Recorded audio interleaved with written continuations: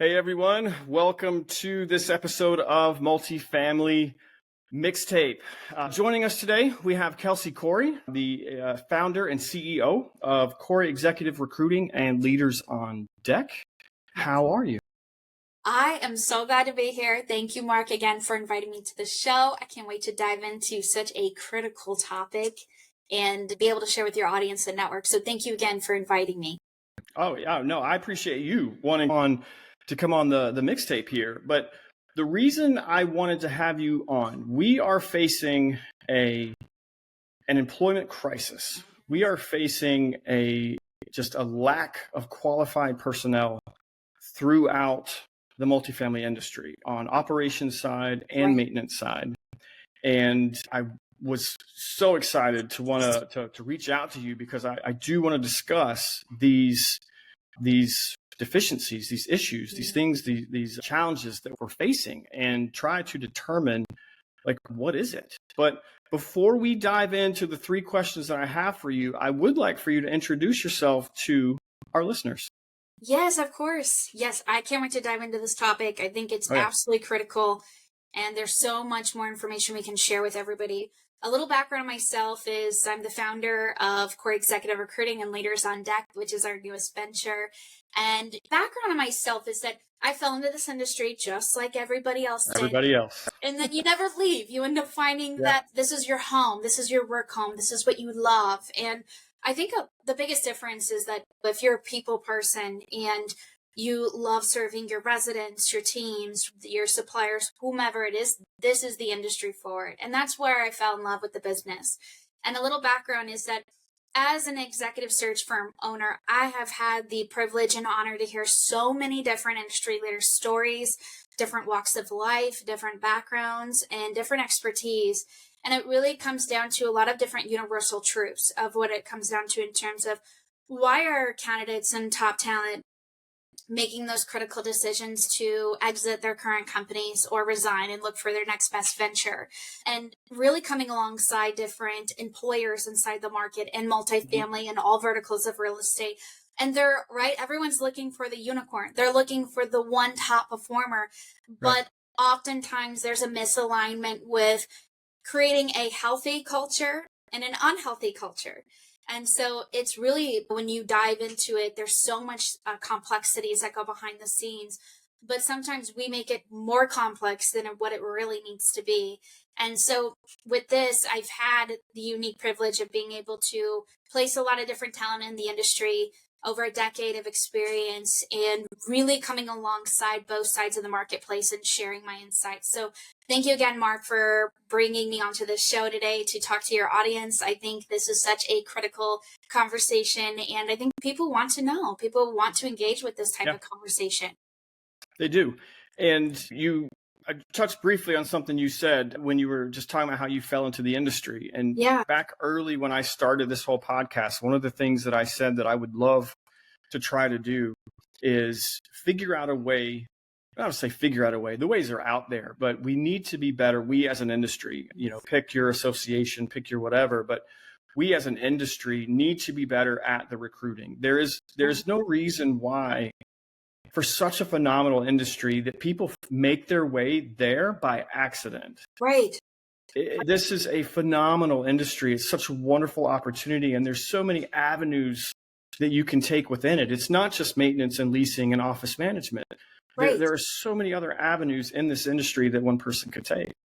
Yeah, and I totally agree with that. I've been thinking about that a lot lately. Is there's this common theme that we all fall into it, but it's like, why is this not at the forefront whenever people are deciding after they graduate high school, even from that point on, if they're going to go into college, if they're going to go into trade school, or what is their options on the table, or if they don't go to any type of continued education.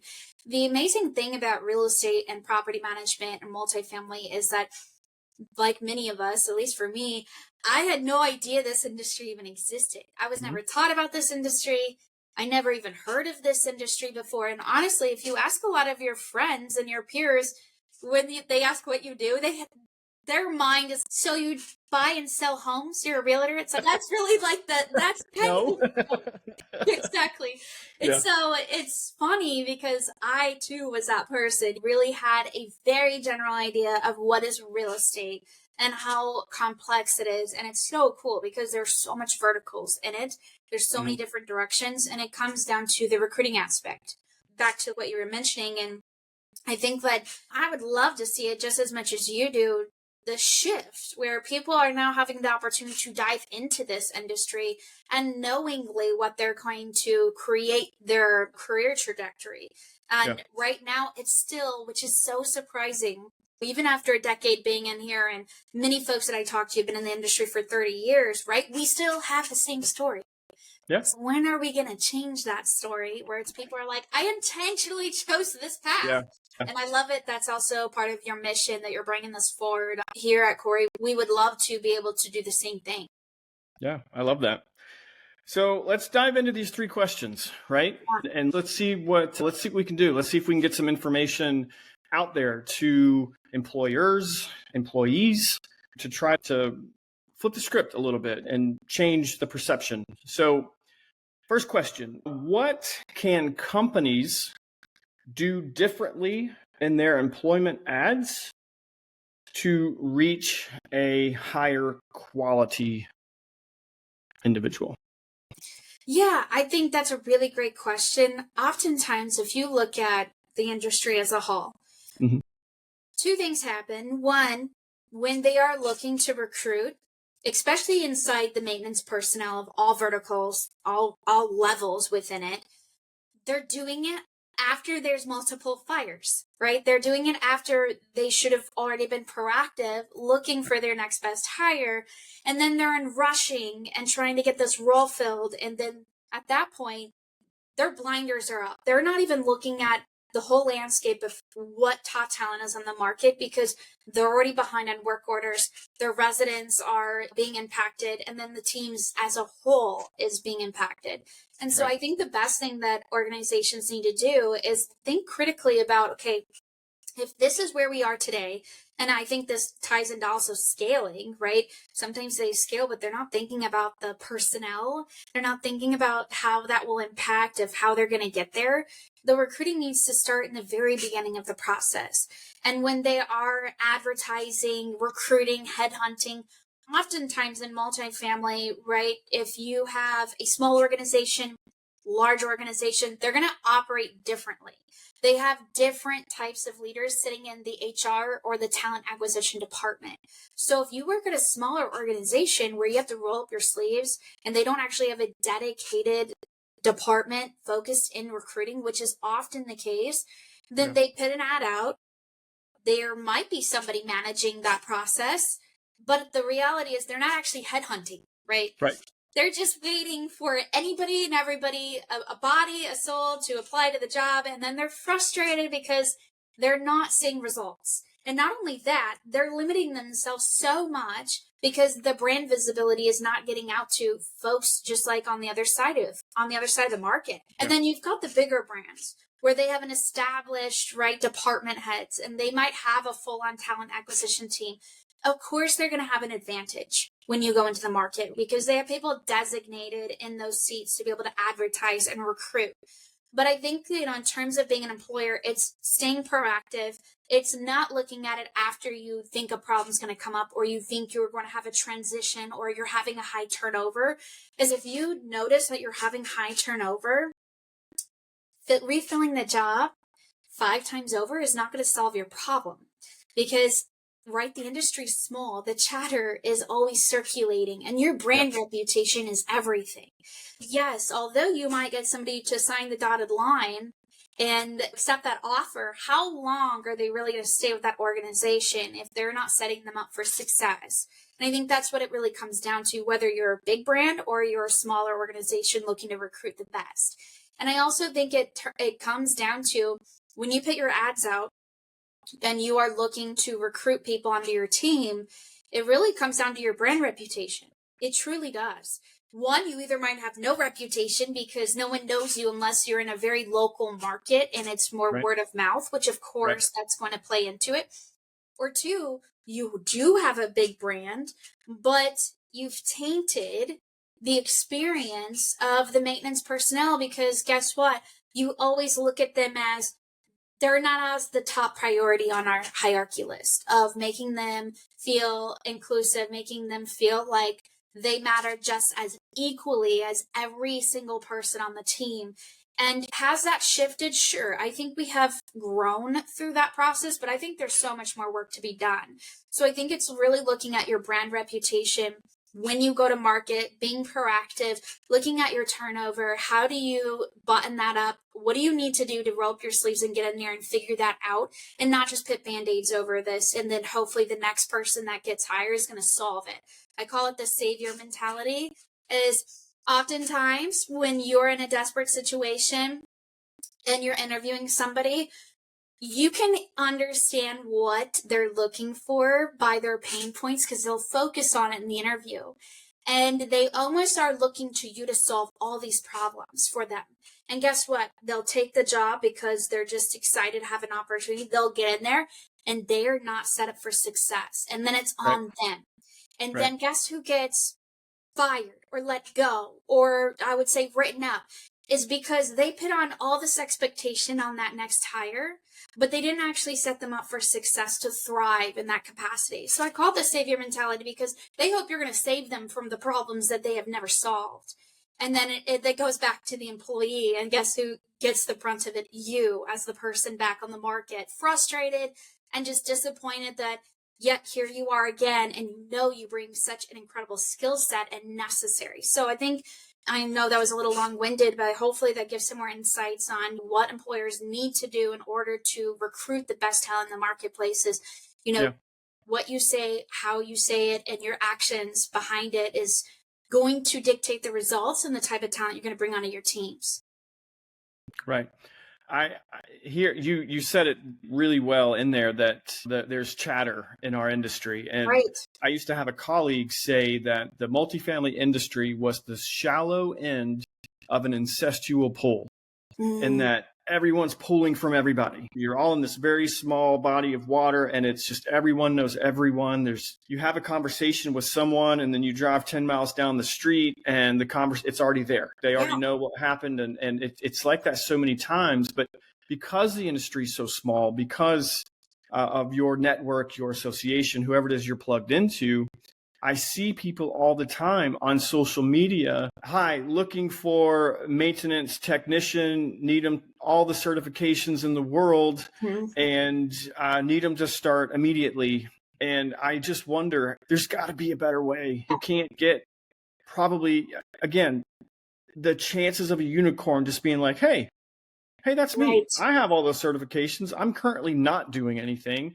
I would love to come. That never happens. It never happens. Especially in that sector, that never happens. No. So I feel like the marketing there, or marketing is probably the wrong word, but I feel like the approach there is just, it's not going to be successful. You're looking for a body because you're short staffed, you're overworked, the work orders are piling up, and you just need somebody so fast to get in there and go close work orders. But you have to onboard them. You have to train them. A lot of our industry, the new people coming in, like everyone else, they fell into it. They don't know fair housing. And because of COVID, there's a whole generation of people who don't know how to have face-to-face conversations. It's this. And when you get a new maintenance technician to go and knock on someone's door, there's higher possibility of people being home or working from home now than there was 5, 6, 7 years ago. And so that face-to-face interaction, that conversation, is something that these individuals are not prepared for. So like you said, you're not setting them up for success. And I think that we have to do better, but I think that's a great way that employers, companies can do different, how to put their ads out to market to a different caliber individual. So that was great. So second question. What can maintenance personnel do better to attract more opportunities for themselves? Yes, I think this is probably what I'm most passionate about, because here's the thing. The talent is there. There is lots of talent in this market, But the problem, the disconnect that we see is they don't know how, especially maintenance personnel, right? Is we can't find them. I think Indeed, Career Builder, Monster is maybe like what they're most familiar with. They go to Google, they find out they're laid off or there's a transition. What now? Or they're unhappy with their current role. Yes, they heard of LinkedIn. Yes, they understand like they need to get their resume and all this together.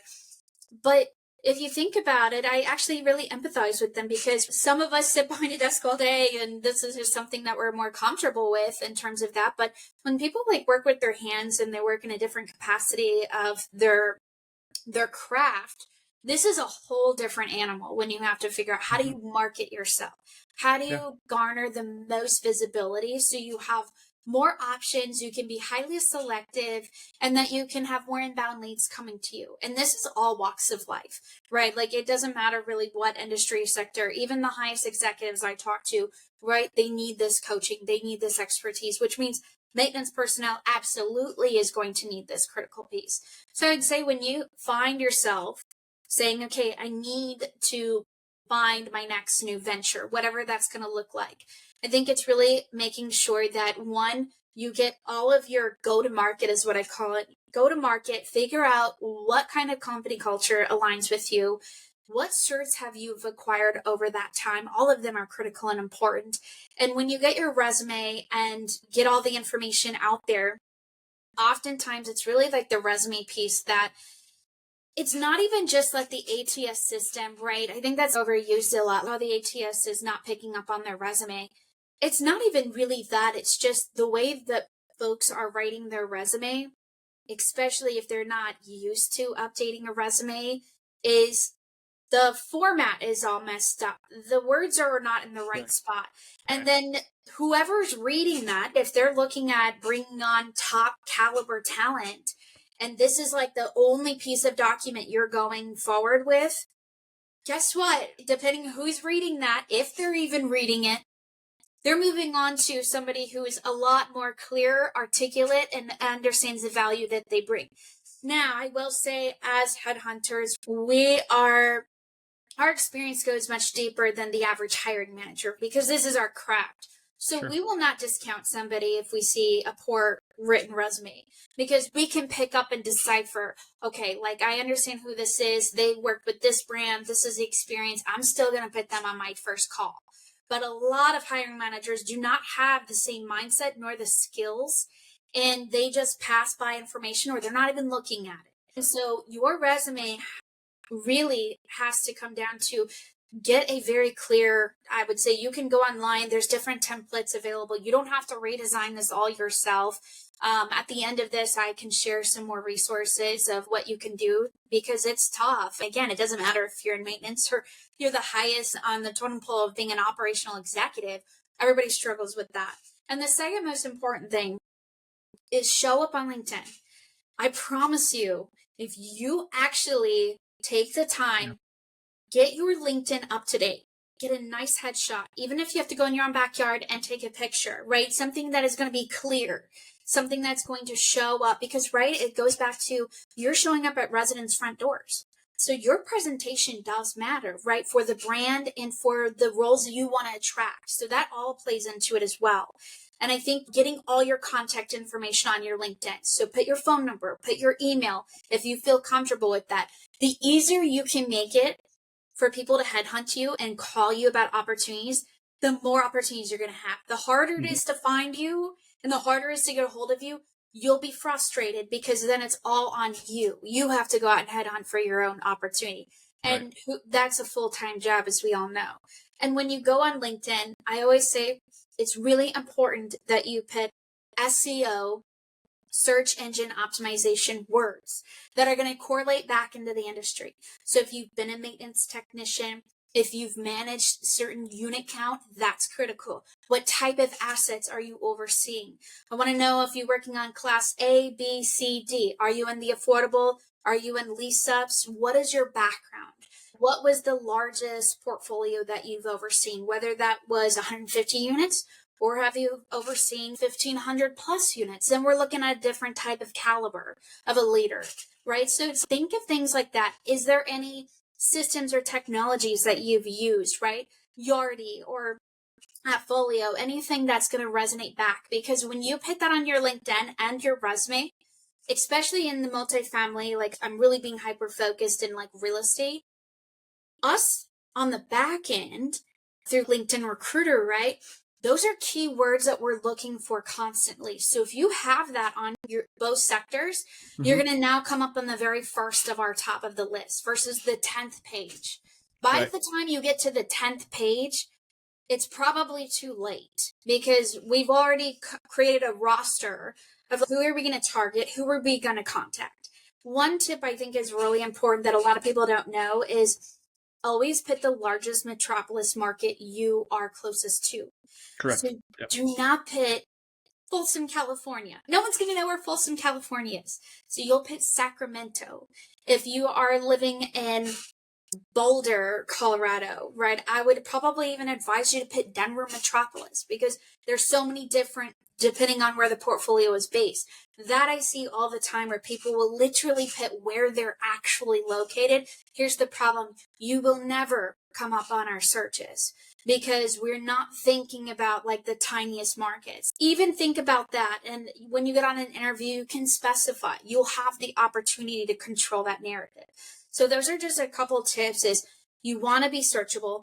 You want folks to find you. You want to have a clean presentation. It doesn't need to be perfect, but those keywords, the value you bring, all the certifications, be sure to put that on your LinkedIn because I guarantee you will see a lot more opportunities. We want to find you. We want to fill our jobs and we want you to be the person that we can call and say, wow, we found the one. But the problem is it's only through a lot of those third-party forms, and half the time the SEO is not even pulling it, and then we can't even find them on LinkedIn. We can't even find them online. So then it's near impossible for us to bridge the gap and fill these critical seats because I guarantee I know the talent is out there. It's just no one is able to fill those slots because we don't know where they are. Yeah. I made a couple notes here, but one thing I want to touch on something you said when you were talking about how professional headhunters, you will find those individuals, whereas some other particular managers, depending on overlook some phenomenal individuals. And I've just never thought of it that way. Yeah. In that just like every job, every position, there's you have your maintenance supervisor, and I'm like really stretching here, but you have your maintenance supervisor, and then there's a different step to a regional, and then there's a different step to a VP or a director, and that step is the difference, that step up. And I don't know. I didn't think about it. It was just something that never really computed with me that professional recruiters, executive recruiters, headhunters, that's their job. It's what you do. And that's our craft, right? That's our expertise, and a lot of hiring managers, they don't have the skill set. They don't have the bandwidth half the time. They're just thrown in, we've got all these openings. I need you to figure this out. That's why we get the calls because they're like, I literally do not have the capacity to even truly headhunt. And honestly, if you want to find the best talent in the marketplace, it comes down to headhunting. Will you receive applications that come through? Yes. But I would say even if you had 1,000 applications, right? So some of our jobs will get 1,000 applications, not exaggerating, depends on the role. How do we assess who makes it to the list and who doesn't? I would say out of the 1,000 of like people coming to you, there's only like 10% of them are actually going to be qualified. And then out of that 10%, it's even lower who's a culture fit, right? Who actually aligns with the organization and mutually on both sides of the market. And so again, that's really where you want to make this easier because you never know who's looking at your information, really what understanding. I always say too, like on your resume, this is just a really great tip I think is important is if you worked at ABC Management, put in the size underneath it. What is it that they specialize in? Say they are an affordable housing organization that focuses on third-party property management in the East Coast market, right? Something like that. I know that seems so high level, but here's the thing. I know who all the players are. So I'm immediately like, oh, I know that brand. I know their process. This must be top talent because I know that they would hire such and such. But that's also like part of my expertise. But a lot of people, they've never even heard of half these groups, right? Because they're so local or regionally based. Yep. They have no idea that you worked for this brand and what caliber or what type of background they have. And guess what? If it takes them time to go and research, they're probably not going to do it just because they have so many applications. So I'm like, if you really want to get to the top of the list and you really want to be like an all-star, make it so easy that anybody reading that information is going to say, I want to get you on my calendar today. Yeah. Awesome. Yeah, I think about a lot of times it ends up being at the property level. It's, hey, this maintenance left or whatever, we need to fill the position, and it's on the manager to fill the ad. The manager has to manage the property. Like you said, they don't have the bandwidth to manage the property and handle hiring. But just give me the next person who walks in the door, as long as they can pass a drug test, pass a background. Right. We can teach them the rest. Listen, there is no maintenance training anymore. So there is no, we can teach the rest. It's like you're trial by fire. Here are your keys. Here's how you punch in. Here's how you punch out. You get a lunch from here to here.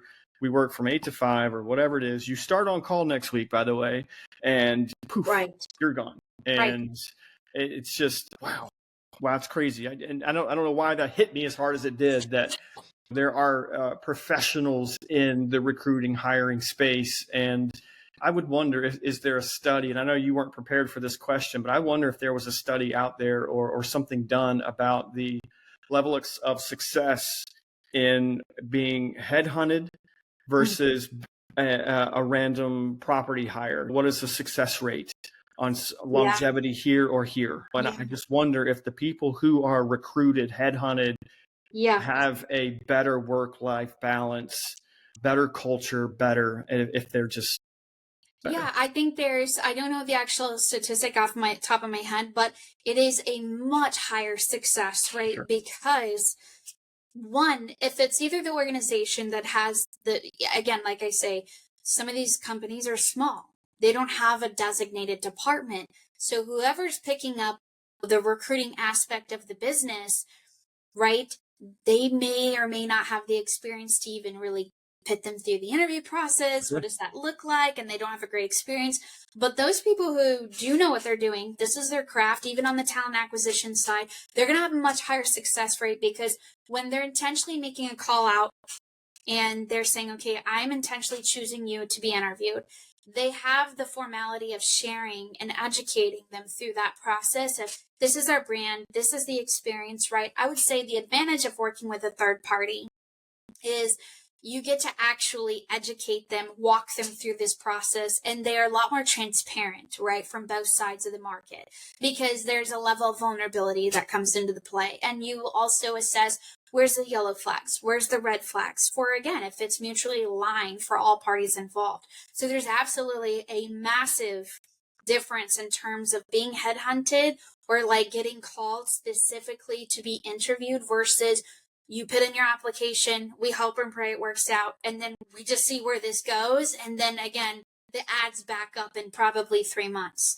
turnaround time because they never set them up for success. And half the people who take those opportunities are like, this is not what I signed up for. I thought this would be a different experience. And I was promised XYZ. None of those were delivered. And then now they're carrying the brunt of the work. Like you said, they're working every weekend, day in and day out. They don't have any breaks and they're not even trained to really go on site. And so it's this repeat cycle. It's wild to think that the same issue was a decade ago when I entered the industry and we're still talking about the same problems today. Yeah. Yeah. Wow. Third question I have for you. What are you noticing when high quality employees, whether maintenance or operations, on-site management, but what are you noticing when these high quality employees are leaving their companies? Is there some common ground there? But what do you see in the executive recruiting world? Yes. So this is a universal truth. Like really any industry, any type of background and experience you bring forward, every conversation, I broke it into the 4 C's. The 4 C's, it's nice to have this because you as an employee can assess this yourself. And as an employer, you can assess what's the likelihood that this person will accept our opportunity, especially if there's multiple offers on the table, right? If there's different organizations trying to poach this individual. The 4 C's I break it down to is, the first one is company culture. Second one is compensation. The third is commute. And the fourth is challenges. And I'll break it down. Company culture is the number one reason why almost everybody will leave a company. It doesn't matter how much you pay them. It doesn't matter how much opportunity there is to grow within the organization. If there's a fear-driven or unhealthy workplace where it's affecting their mental health, or that they just at some point get fed up and they're like, I've done my time. I can't do this anymore. There's unethical things happening within the business, and it's going to be no longer in alignment with my values. That's the number one thing from every walk of life that will come forward to us. And the higher you get up within your, I would say, your career trajectory, the more critical company culture is everything. The highest level executives will not go for $100,000 raise. They're not going to go for the next best opportunity, right? They are very selective. So I would say as you mature in your career, you start shifting your value system. In the beginning of your career, naturally, right, you want to earn a living. You're usually building your family. You're starting to establish roots. So you might compromise on different areas, right? You might be a road warrior. So you might have a lot of commute on your thing. You might be stagnant in a role, right? And that would be, I would say, when you're more junior in your career, challenges and compensation is going to be the number one things that we're going to see that are going to trigger them to say, I want to look for something new. Because people typically, if they're a high performer, they're going to want to be challenged in their role. They're going to want to have growth. They understand, okay, at some point, the dollars aren't going to make sense if I'm not growing within the business, that they are going to be more marketable down the road. Or vice versa, they have all this growth, but the compensation is not also equally coming up. That would be for more the manager level and below. That's really where we'll see the pain points. Once you get to the director level and above, then you will start seeing a shift where it's no longer really about any of those things. It's only about company culture. Is that if you cannot, at some point, it's a contagious thing, right? So if you have an unhealthy culture, one, you're going to have your loyalist who will be there no matter what, ride or die. Yeah. But majority of the people who were hired to do their job, and if they are silenced or they are told, I want you to be a yes, sir, yes, ma'am person, that's when you'll see a shift. Or if they feel they have to sanitize how they communicate. I'm talking to this individual on the team, so I need to sanitize the way I communicate with them. I'm talking to this person, I got to be careful with what I say over here. And then you really realize, wow, this is not an environment where I see myself being successful and thriving, and let alone wanting to leave their teams under them in that kind of environment. Oftentimes, some of the best people leaders inside the market take a lot of the brunt, and they will shield them from the executive level. And once you're in the executive level, oftentimes those leaders for years will take on all the brunt, and they will do their best to try to make sure they shield their teams from experiencing the direct impact that they're taking on. Those are when we get the calls confidentially, and I call them the underground contacts, where they'll say, I got to get out. Yeah. I cannot do this any longer. Yeah. What do we need to do to create a game plan for me to create an exit strategy? Because at that point, that is really what it comes down to. So I would say every year, 6 months to a year, as an employee, as an individual contributor, check in with yourself and say, okay, is this in alignment with the 4 C's? And at some point, you will find yourself either saying, yes, I'm pretty content. I would say 2 of the 4 C's needs to be compromised in order for you to seriously be ready to make a transition. Honestly, if you have 3 of the things and they're going great, stay, enjoy it while you can. There will be eventually a time where that will shift, right? So you'll see when you look at the tenure of executives, or anybody, right, for this matter, right, you'll see they have impeccable tenure. And then all of a sudden there's a shift after 10 years working, right? It's usually because they knew at some point everything was going great, but then new leadership, or they got bought out and there was a merge, and then it shifted. Then there's an exodus right? That's the time when they know, okay, it's time to make a career change. I need to make a transition. So I wouldn't say just jump ship at any point in time just because there's a new opportunity. Be strategic. You really, at all levels, especially junior people, right? Be strategic about when do you make a career move? When do you level up from playing checkers to chess? How do you look at the board? How will this impact you long term? Mm-hmm. And so it's not even really about being a job hopper. Is you do need to have some longevity in a role, because that's how you can say, okay, started on this project and I was able to see it come through to fruition for 3 years and the impact I had on the business, right? And the bottom line.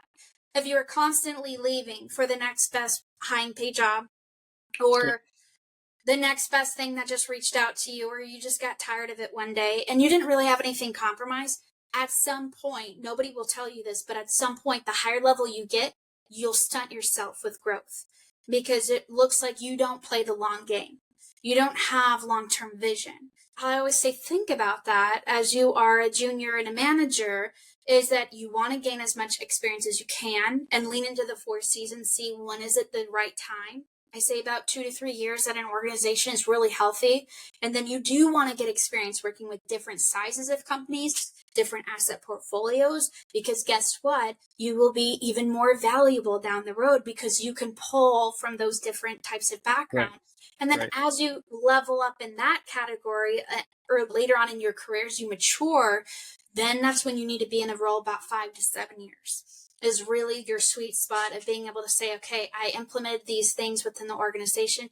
This is how it impacted the business. And I have proof, metrics, data, and also just testimonials of the difference I made. So that probably went way more in advance than what you probably were asking. But I hope that does give some clarity and some color into like how you can be your own advocate inside the market. Right. No, I mean, that's exactly what I wanted. And I think that's exactly what we as an industry need to hear. Yes. I talk to people all the time. People always calling, hey, do you know of anything? Do you know? And this is the type of conversation that people just need to hear. They need to hear it, and they need to know what to do for themselves. I thought it was the perfect amount of detail. So thank you for that. And the four C's, I don't think I'd ever, if I had heard that before, I had forgotten. That's really interesting. And I think you're onto something there. Every 6 months to a year, do a self-check. Yeah. Where are you in your 4 C's? If you have 3 of the 4, tough it out. Like, I don't say tough it out, but stay. If things are going well, and then go for it. If you're down to 2, then maybe. Yeah. It's time to like maybe think about that. And if you're like, because the grass isn't always greener, I would say you're going to trade it for something else. So even when you get to the very highest on the totem pole, I always say there's usually one toxic leader always sitting up at the top. You just have to figure out what are you willing and what are you not willing to compromise on, because there's no perfect company and there's no perfect candidate. That's why I always laugh when people are like, we're looking for the perfect person. It's, first of all, that mindset will get you in trouble over and over, because there is no perfect job and there is no perfect person. You will always have to find compromise with what you're looking at. You just have to figure out what's your non-negotiables and where's your values, and then you stick with it. You move forward in that direction. That's great. So, Kelsey, you have recently joined the MMN family. Yes. You have your own podcast on the network. So I would like to give you a few minutes to talk about your podcast, talk about Leaders on Deck.